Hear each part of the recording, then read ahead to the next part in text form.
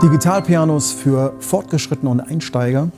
In dieser Testreihe haben wir das Yamaha CLP 745 hier jetzt. Das ist im Vergleich zum Einstiegsmodell dieser Clavinova-Reihe, das hatten wir auch im Test, das 735er Modell, ist das schon mal rund 600 € teurer und hat auch einige Features, die diesen Unterschied ausmachen.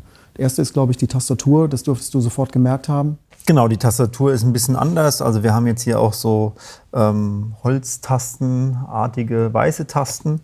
Das ist auf jeden Fall ein deutlicher Unterschied schon mal zu dem anderen Modell, zu dem 735. Und spielt sich auch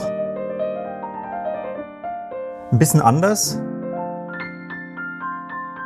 Ich würde sagen, auch immer noch sehr leichtgängig, aber trotzdem noch ein bisschen gefälliger. Also schwer zu sagen, was da genau geändert wurde, aber man merkt auf jeden Fall einen Unterschied und es ist auf jeden Fall eine ganz, ganz schöne Spielbarkeit. Ja. Thema Holztasten, da gibt es ja einen großen Unterschied.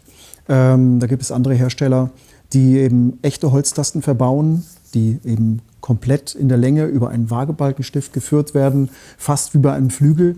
Das haben wir hier nicht.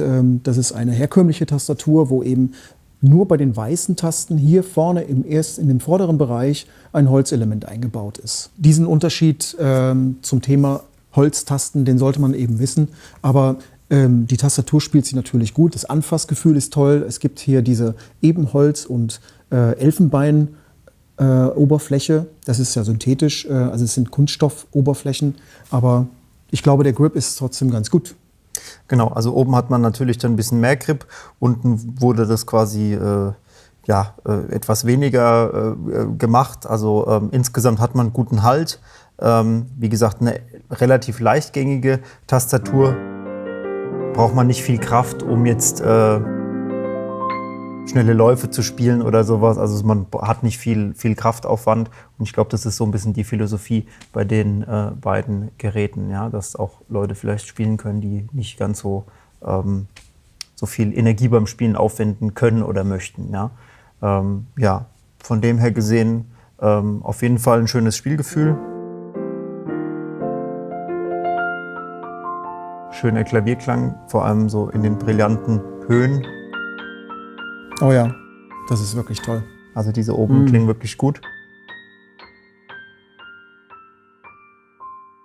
Ja, und das ist eigentlich ganz schön gemacht und macht auch Freude beim Spielen.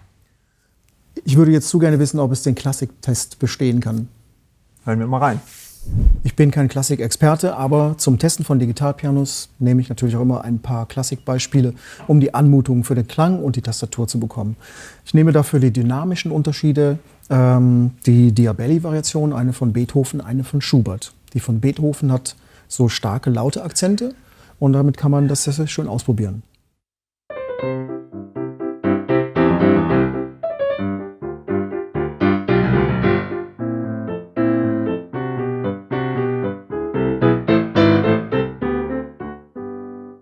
Das lässt sich super gut spielen. Also auch der Klang ist schön brillant. Also der hat so schönen Ausdruck. Aber schauen wir mal, ob es auch mit dem etwas sanfteren Ausdruck funktioniert.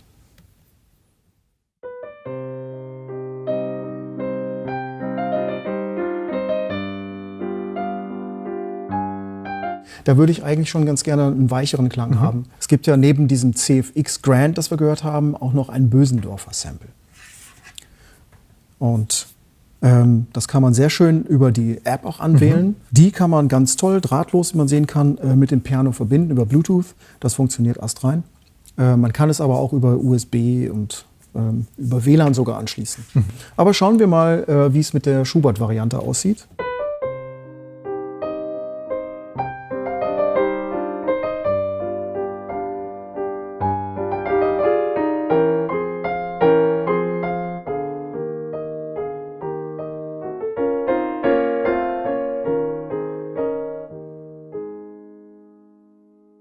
Funktioniert auch sehr, sehr schön. Hier habe ich viel mehr Spielraum in dem Pianissimo-Bereich. Also da sind, gerade auch hier hört man das. Also den letzten Akkord kann ich super gut vorbereiten. hören wir uns nochmal den ersten Klang an mit etwas mehr Resonanzraum, also laute Töne.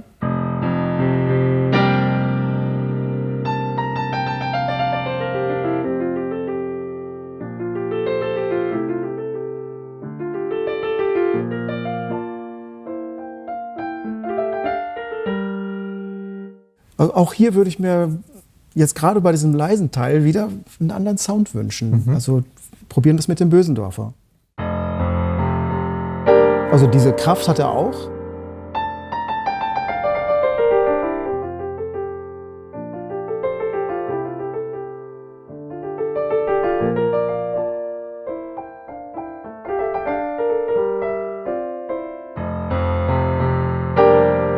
Ja, das ist wirklich auch sehr schön kräftig, finde ich. Aber im Pianissimo ist es hier bei dem Bösendorfer viel, viel schöner. Es ist viel, viel schöner zu spielen. Ja, der andere Klavierklang war ein bisschen runder insgesamt. Der hatte halt einfach an allen, der wurde überall schön abgerundet und der Bösendorfer hat halt gerade für sowas ein bisschen mehr Charakter, würde ich sagen. Ja, und, ja, auf jeden Fall. Ja. Gut, wenn du jetzt diese lauten Töne hast, so vollgriffig gespielt im Pedal, da klingt natürlich jedes Digitalpiano heute gut. Schauen wir mal, was das bei etwas minimalistischer Stimmführung kann.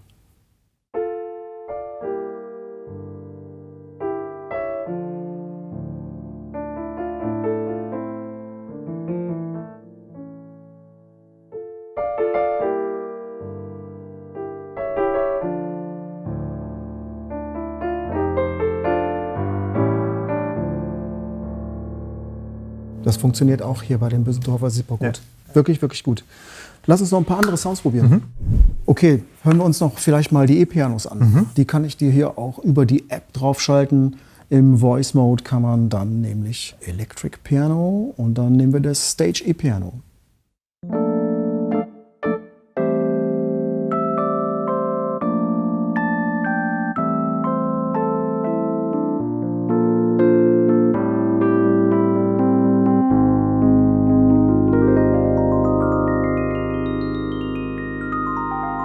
Sehr schön, klar, schöner Ausdruck. Es gibt noch ein Vintage-EP. Ein Wurlitzer, sehr schön.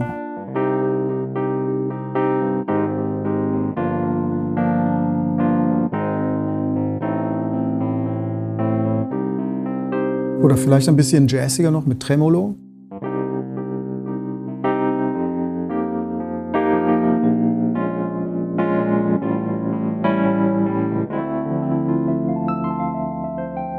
Tipptopp, klingt sehr gut. Lass uns noch einen Layer-Sound probieren. Vielleicht mal so die Klassiker Grand Piano und dann nehmen wir im Layer noch die Strings dazu, dann nehmen wir die Slow Strings. Das ist bestimmt schön.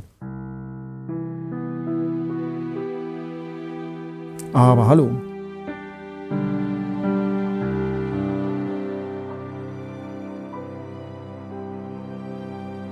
Ja, das macht schon Laune.